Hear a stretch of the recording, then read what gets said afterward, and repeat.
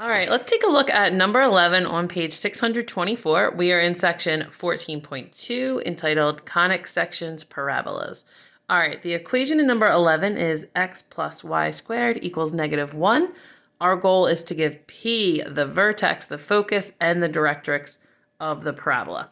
All right, so looking at this equation, not in a super friendly form, I really want my form to look either like y equals something x squared or x equals something y squared. So that being said, why don't we go ahead and isolate the x right away? So let's subtract y squared from both sides. All right, so I have x equals -y squared minus 1. All right, this is the equation of a parabola. Since it is an x equals a -y squared, this must open left. It's going to look like this. It's going to open left. My a is negative, my p is negative. All right, first thing I'm gonna go ahead and find is my p value. Okay, so a is -1, which means p is 1 over 4a, which means p is 1 over 4 times -1, so p is -1/4. All right, next thing I'm gonna find is my vertex. I can find the vertex by looking at the equation. Let's first consult our chart for a second. Sorry for all the camera movement. All right, we are over here on the parabolas that open to the right and left because ours opens to the left. My equation is x equals a times the quantity of y minus k squared plus h. So my h is in the back all alone. My k value is in the parentheses with the y.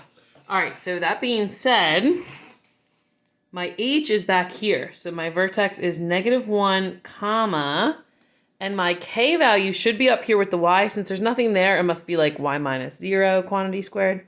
So my vertex is -1, 0. All right, also from that section of the book, I'm going to go ahead and extract that focus equation.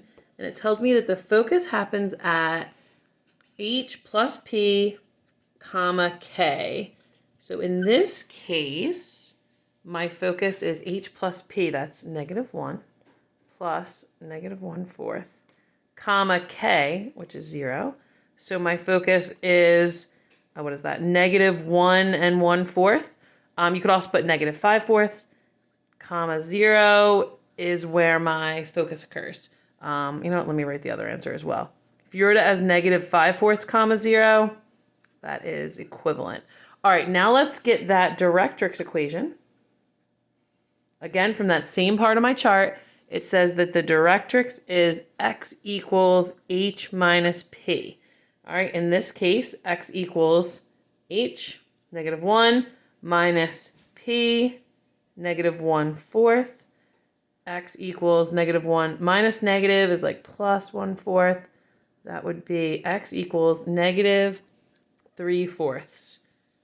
Directrix equation. I think that is all the information it asks for. Let's do a quick double check.